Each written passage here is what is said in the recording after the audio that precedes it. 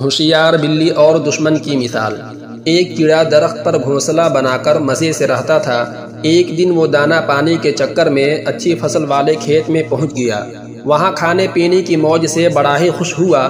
اس خوشی میں رات کو وہ گھر آنا بھی بھول گیا اور اس دن مزے میں وہیں گزرنے لگے۔ ادھر شام کو ایک خرگوش اس درخت کے پاس آیا جہاں کیڑے کا گھونسلہ تھا۔ درخت ذرا بھی اونچا نہیں تھا، اس لیے خرگوش نے اس گھونسلے میں جھانک کر دیکھا تو پتہ چلا کہ یہ گھونسلہ خالی پڑا ہے۔ گھونسلہ اچھا خاصا بڑا تھا، اتنا کہ وہ اس میں خرگوش آرام سے رہ سکتا تھا۔ اسے یہ بنا بنایا گھونسلہ پسند آ گیا اور اس نے یہیں رہنے کا فیصلہ کر لیا۔ کچھ دنوں بعد وہ چڑا کھا کھا کر موٹا تازہ بن کر اپنے گھونسلے کی یاد آنے پر واپس لوٹا۔ اس نے دیکھا کہ گھونسلے میں خرگوش آرام سے بیٹھا ہوا ہے۔ اسے بڑا غصہ آیا۔ اس نے خرگوش سے کہا، چور کہیں کا، میں نہیں تھا تو میرے گھر میں گھس گئے ہو، چلو نکلو میرے گھر سے، ذرا بھی شرم نہیں آئی میرے گھر میں رہتے ہوئے۔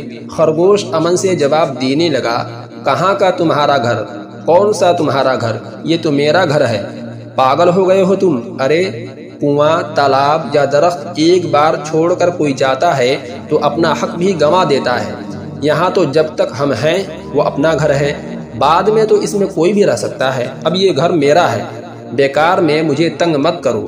یہ بات سن کر چڑا کہنے لگا، ایسے بحث کرنے سے کچھ حاصل نہیں ہونے والا، کسی ثالث کے پاس چلتے ہیں، وہ جس کے حق میں فیصلہ سنائے گا اسے گھر مل جائے گا۔ اس درخت کے پاس سے ایک دریا بہتا تھا، وہاں پر ایک بڑی سی بلی بیٹھی تھی۔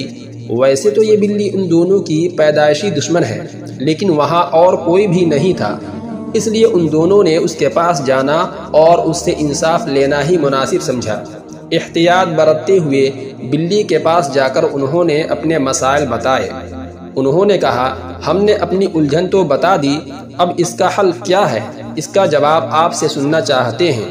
جو بھی صحیح ہوگا اسے وہ گھونسلہ مل جائے گا اور جو جھوٹا ہوگا اسے آپ کھا لیں۔ بلی بولی، ارے یہ تم کیسی باتیں کر رہے ہو؟ تشدد جیسا گناہ نہیں اس دنیا میں، دوسروں کو مارنے والا خود جہنم میں جاتا ہے۔ میں تمہیں انصاف دینے میں تو مدد کروں گی، لیکن جھوٹے کو کھانے کی بات ہے تو وہ مجھ سے نہیں ہو پائے گا۔ میں ایک بات آپ لوگوں کو کانوں میں کہنا چاہتی ہوں، ذرا میرے قریب آؤ تو۔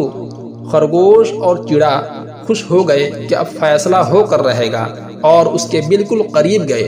پھر کیا؟ قریب آئے خرگوش کو پنجے میں پکڑ کر منہ سے چڑے کو نوچ لیا، دونوں کا کام تمام کر دیا۔ افسوس، اپنے دشمن کو پہچانتے ہوئے بھی اس پر یقین کرنے سے خرگوش اور چڑے کو اپنی جانیں گنوانی پڑی۔ ناظرین، کسی نے سچ کہا ہے، دشمن سے سنبھل کر اور ہو سکے تو 4 ہاتھ دور ہی رہنے میں بھلائی ہوتی ہے۔